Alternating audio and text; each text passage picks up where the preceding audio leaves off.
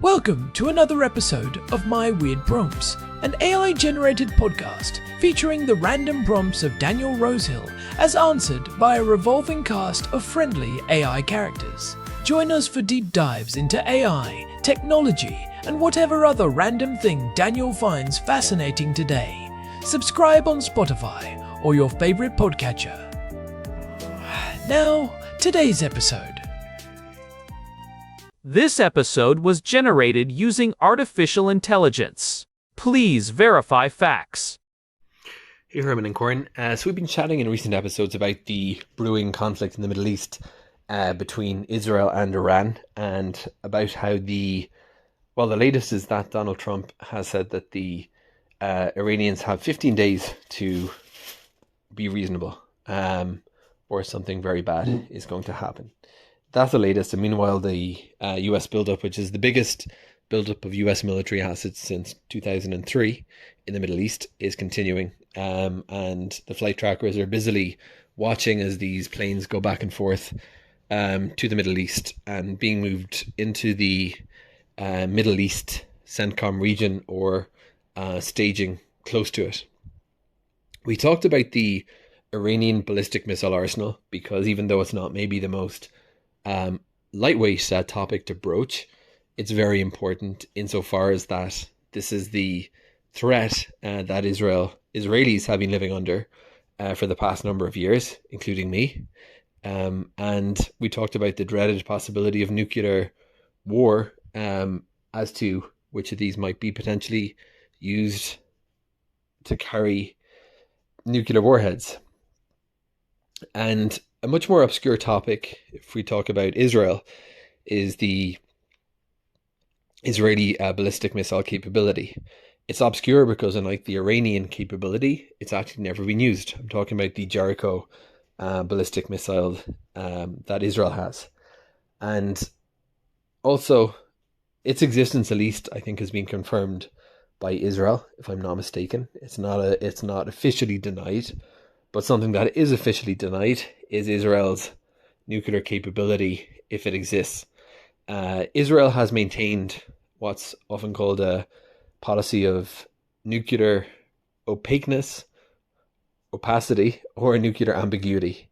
The famous catchphrase that Israel neither confirms nor denies that it has a nuclear capability, despite the existence of the Dimona nuclear research facility, which Israel maintains is purely for research purposes, but that's a whole story that we don't need to repeat in this podcast. What I'd love to know, Herman and Corin, is firstly, I'd love to understand a little bit about the Jericho program of ICBMs that Israel has, because in the event of the ultimate escalation, and it's such a grim thought that I'd almost rather not talk about it much. But if we just talk about even potentially the kinetic use of ICBMs, how does the Jericho compare to the Iranian ballistic missile arsenal, which we discussed in another episode today? And regarding Israel's nuclear capability, something I've always wondered about the doctrine is, what is the strategic advantage in Israel maintaining this position of ambiguity? Wouldn't it just be in Israel's interest to say that, yes, we have a nuclear weapon, or would that introduce problems with the IAEA, which we discussed in a previous episode? Herman and Corin, let's talk about the other side of the Iran-Israel build-up in terms of military strength, Israel's ballistic missile program, and believed nuclear weapons capability. Hey everyone, welcome back to My Weird Prompts. We are sitting here in our usual spot in Jerusalem, and I have to say, the atmosphere outside lately has been a bit heavy. You can feel the weight of everything happening in the region right now. It is February 19th, 2026, and the air just feels different. It is palpable, Corin. Herman Poppleberry here, and yeah, between the headlines about the 15-day window for the latest diplomatic push and the massive military buildup we are seeing across the northern border, it is hard not to have these topics on the brain. Today's prompt from Daniel is about something that usually stays in the shadows, but given the current tensions, it is more relevant than ever. He wants us to dive into Israel's ballistic missile program, specifically the Jericho missiles, and look at how they compare to Iran's arsenal, along with the whole strategy behind nuclear ambiguity. It is a heavy topic for sure, but a necessary one if we want to understand the strategic balance in this part of the world. We have talked about the Iranian side of things recently, especially with their recent tests of the Khorramshahr 4, but the Israeli side is often shrouded in much more mystery. Herman, I know you have been digging into the technical history of the Jericho program. Where does it even start? Because we're not just talking about a few rockets here, we're talking about decades of development that essentially mirrors the history of the state itself. Exactly. The Jericho program is actually one of the oldest ballistic missile programs in the world outside of the major superpowers. It dates back to the early 1960s. What is fascinating is that it actually started as a collaboration with the French. People often forget how close the Israeli-French defense relationship was back then.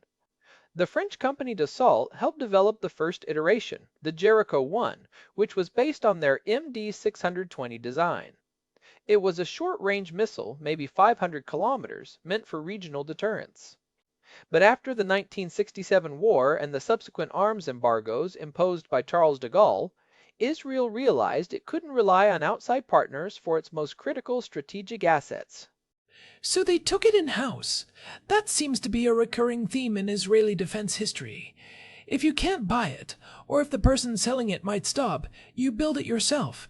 It is that never again mentality applied to engineering. But how did it evolve from a short-range tactical missile into what people now call an intercontinental ballistic missile, or an ICBM? It was a gradual but very focused progression, driven by the changing geography of Israel's threats. The Jericho II came along in the late 70s and 80s. That was a much more serious beast, a two-stage solid-fuel missile with a range of around 1,500 to 3,500 kilometers. This was developed primarily by Israel Aerospace Industries, or IAAI. But the real game changer, the one that keeps analysts up at night, is the Jericho III. This is the one that really puts Israel in that elite tier of missile powers. It was first tested around 2008 and became fully operational in the early 2010s. It is estimated to have a range of anywhere from 4,800 to 6,500 kilometers. Some analysts suggest that with a smaller payload or an improved booster stage, it could reach even further. That puts it squarely in the intercontinental category. When you say solid fuel, why is that such a big deal? I know we have mentioned it before with Iranian missiles, but for the listeners, why does that change the strategic math so drastically? It is all about launch time and readiness, Korn. Think of it this way. Liquid-fueled missiles are like old steam engines or a very complicated chemistry experiment. You have to fuel them up right before you use them because the fuel is often corrosive or unstable. That process takes hours and is very visible to satellites. If you are fueling a missile, your enemy knows you are about to launch, which makes your silos sitting ducks for a preemptive strike. Solid fuel is more like a battery. The fuel is a stable, rubbery substance already packed inside the missile. You can store it for years, and when the order comes, you can launch in minutes. For a small country like Israel, where the entire country is essentially the front line and every second counts in a conflict, that readiness is everything. It ensures that your deterrent is actually credible. That makes sense. Now, Daniel's prompt asks for a comparison with the Iranian arsenal. We know Iran has a massive quantity of missiles. They have the Shahab, the Fatah, the Sejil. How does the Jericho program stack up against that?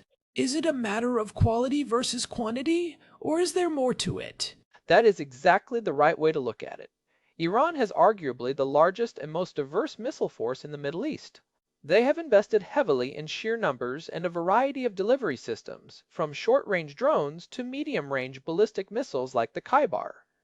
Their goal seems to be the ability to overwhelm missile defenses through sheer volume, what military planners call a saturation attack. Israel's approach with the Jericho is much more surgical. The Jericho program is not about having thousands of missiles, it is about having a highly reliable, extremely precise, and survivable second strike capability. And the precision is the key there, right? Because a missile is only as good as its guidance system. Precisely. We also have to look at the Shavit space launch vehicle as a proxy for this technology. Israel uses the Shavit to put its Ophic reconnaissance satellites into orbit.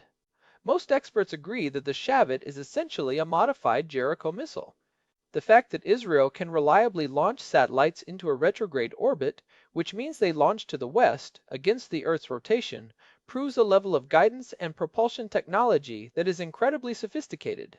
You launch west so that if the rocket fails, it falls into the Mediterranean rather than on your neighbors, but it requires much more power to overcome the Earth's spin. It shows that they have mastered the physics of long-range delivery in a way that very few countries have. Iran is getting better, especially with their recent satellite launches, but Israel has been doing this with high precision for decades.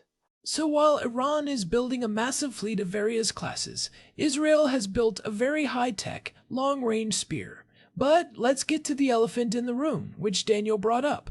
These missiles aren't just for conventional explosives. We are talking about the suspected nuclear capability. Israel has this policy of nuclear ambiguity, or what is often called amimut in Hebrew. They neither confirm nor deny having nuclear weapons. Herman, why stay quiet?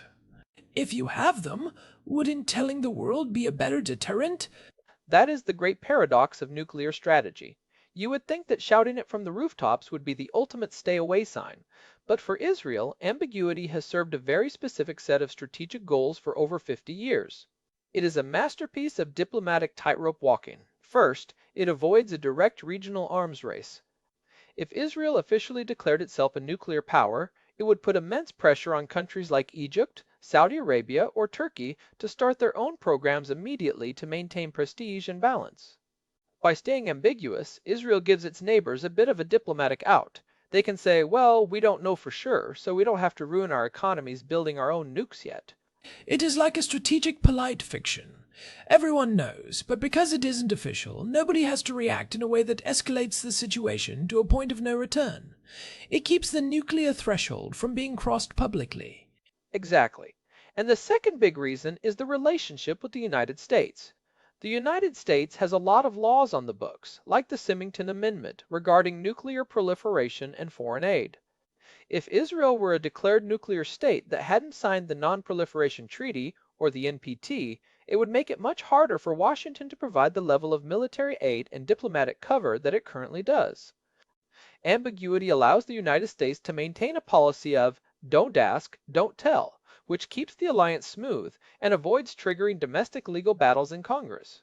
That leads perfectly into the other part of Daniel's question.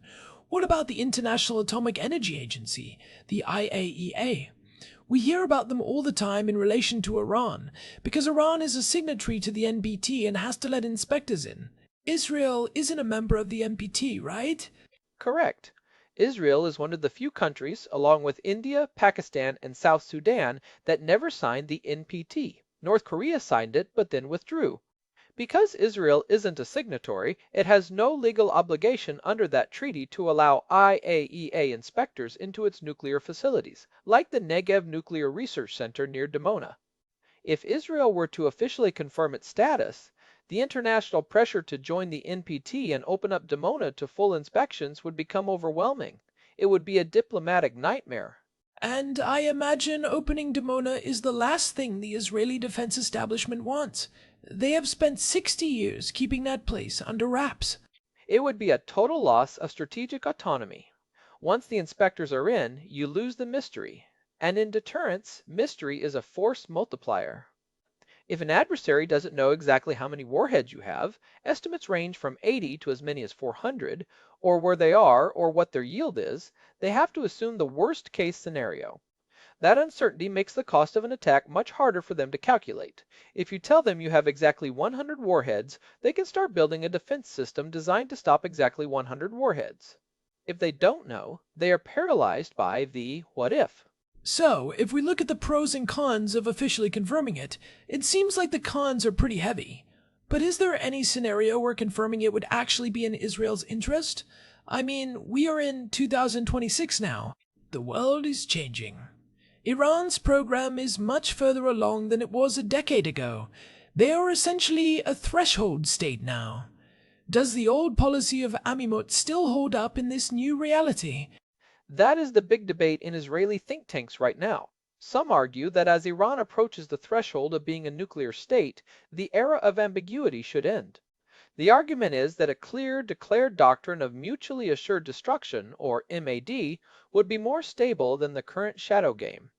They argue that if the red lines are clearly drawn and publicly acknowledged, there is less room for miscalculation. If Iran knows exactly what will trigger a nuclear response, they might be more cautious.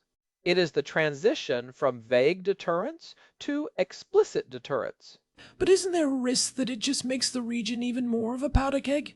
If you confirm it, you are basically telling your enemies that they are permanently in second place unless they catch up.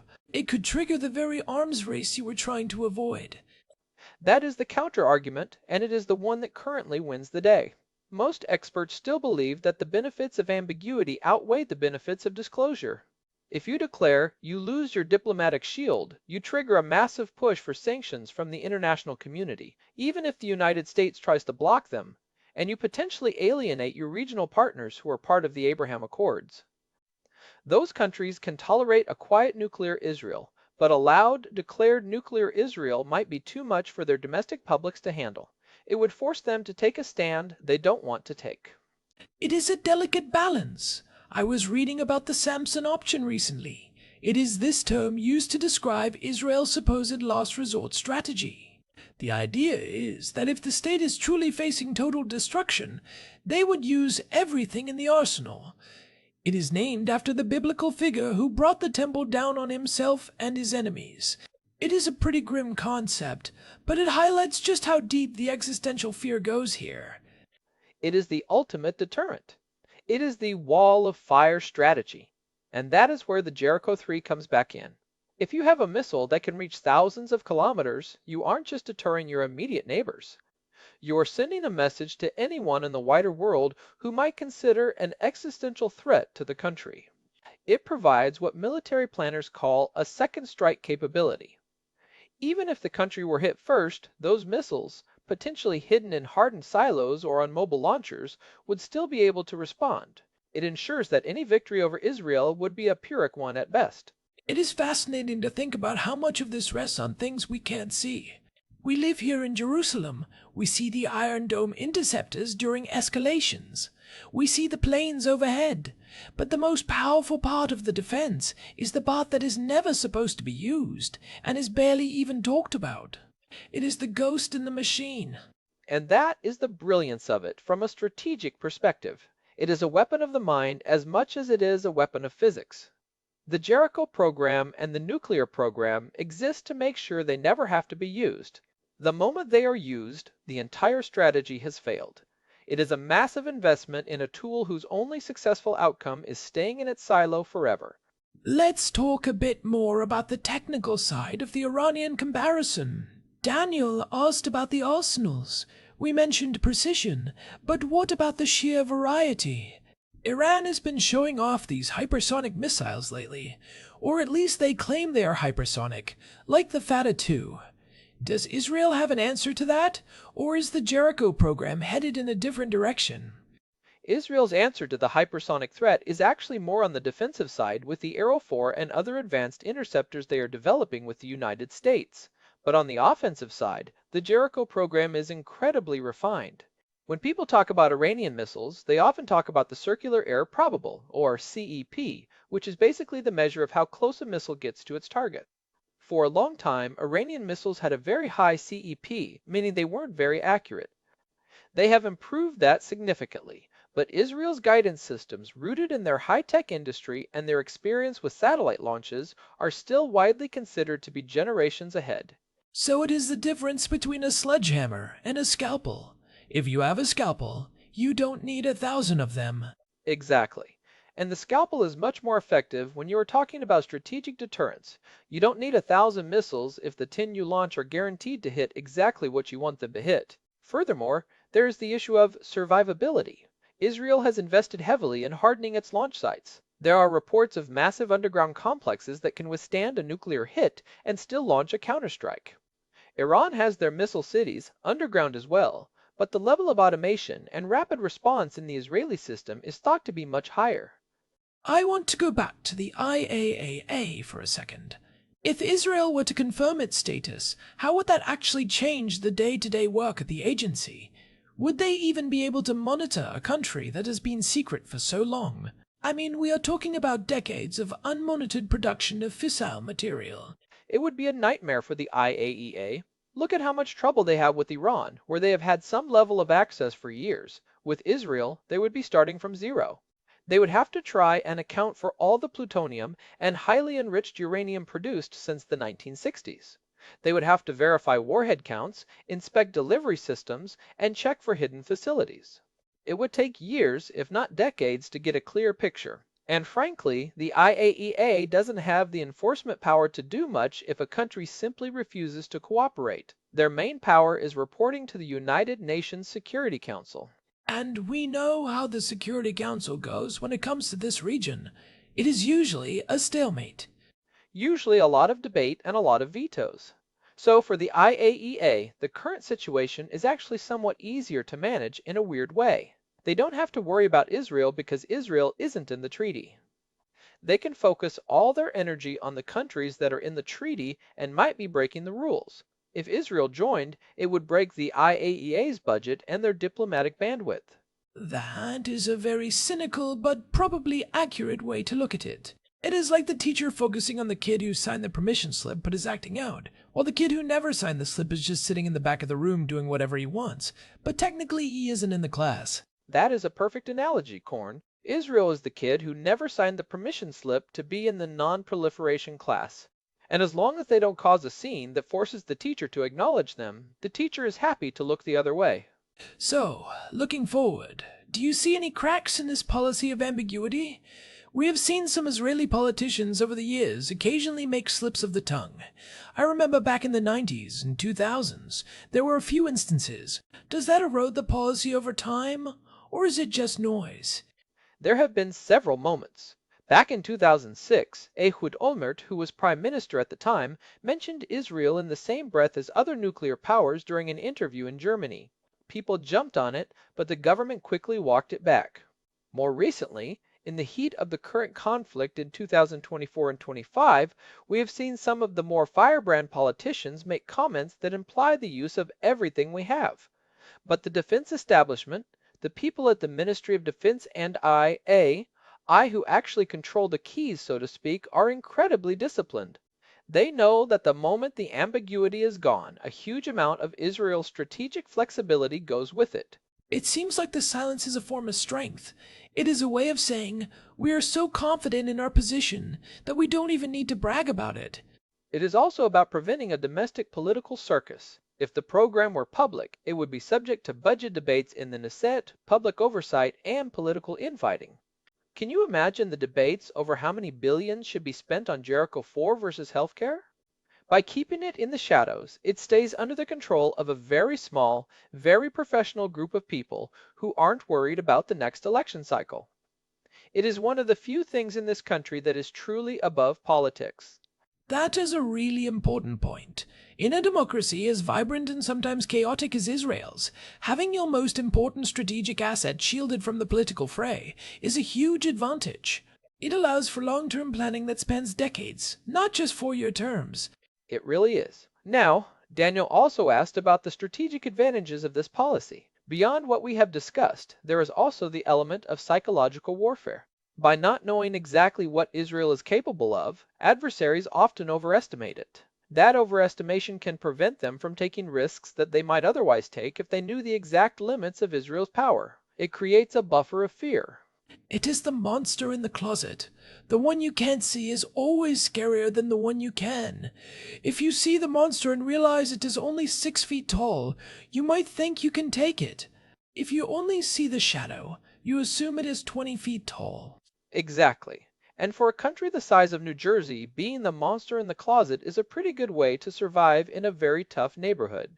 It forces everyone else to play a very cautious game. So, to wrap up the comparison with Iran, it sounds like Iran has the numbers, the variety, and the willingness to show off their hardware to project power. They want you to see the missiles in the parade. Israel has the precision, the long-range reach, and a policy of silence that creates a different kind of power through mystery and uncertainty. That is it. It is two completely different philosophies of deterrence. One is built on being loud and numerous, the resistance axis model. The other is built on being quiet and lethal, the begin doctrine model. And as of February 2026, both sides are leaning into their respective strategies harder than ever. The stakes have never been higher. It is a sobering thought. When you look at the Jericho III, you are looking at one of the most sophisticated pieces of engineering on the planet, and yet its entire purpose is to never be used. It is a monument to the hope that deterrence works. It is the ultimate insurance policy that you hope you never have to collect on. It really is. It is the peak of human ingenuity applied to the grimmest possible task. It is also worth noting that the technology developed for the Jericho program has massive spin-offs in the civilian sector. Israel's entire space industry, its satellite communications, and even some of its high-tech manufacturing can trace their roots back to the need to build a better ballistic missile. You know, talking about this makes me realize how lucky we are to just be the guys talking about the prompts, and not the ones making these decisions. The weight on the shoulders of the people managing these programs, keeping the secrets, and maintaining the readiness must be immense, especially now with the 15-day window closing. I can't even imagine, Korn. The level of responsibility is beyond comprehension. You are talking about the survival of a nation. But that is why we do this show, right? To try and peel back the layers on these complex topics so we can at least understand the forces that are shaping our world, even if we can't control them. We want to give our listeners the tools to look past the headlines. Absolutely. And I think we have given Daniel a lot to chew on here. The Jericho program isn't just about missiles. It is about a philosophy of survival that has defined this country for 60 years. It is about the transition from a vulnerable new state to a regional superpower that can't be ignored. It really has. From the first French designs in the 1960s to the Shabbat rockets launching the latest Ophic satellites today, it is a story of technological self-reliance and strategic patience. It is the ultimate long game. Well, I think that covers the main points. We have looked at the history, the technical specs, the comparison with Iran's quantity-based approach, and the complex dance of nuclear ambiguity and the IAEA. It was a deep dive for sure. One of those topics where the more you know, the more you realize how much is still hidden. And maybe that is for the best. Some secrets are kept for a reason. That is the nature of the beast. Before we sign off, I want to remind everyone that if you are finding these discussions valuable, please take a moment to leave us a review on your podcast app. Whether you're on Spotify, Apple Podcasts, or anywhere else, those ratings really do help other people find the show. We are trying to grow this community of curious minds. Yeah, we genuinely appreciate the support. It keeps us going and helps us keep these deep dives coming. We have some great prompts lined up for the rest of the month.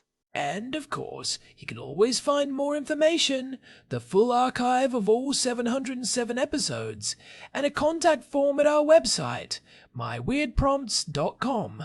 If you want to reach out directly, you can email us at show@myweirdprompts.com. We want to hear your thoughts on this. Do you think ambiguity is still the right move? We love hearing from you guys, even if the topics are as heavy as this one. It is your questions that drive the show. Definitely. Well, Herman, thanks for bringing the expertise on this one.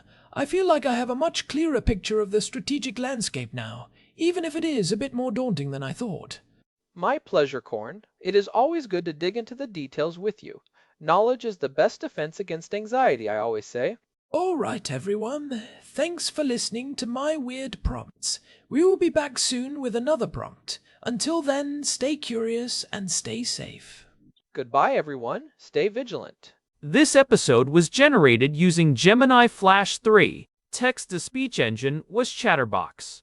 Thanks for listening to another episode of My Weird Prompts, an AI-generated podcast featuring Daniel Rosehill's AI prompts, as answered by a revolving cast of friendly AI characters including me, Cornelius the Sloth. Subscribe on Spotify or visit myweirdprompts.com.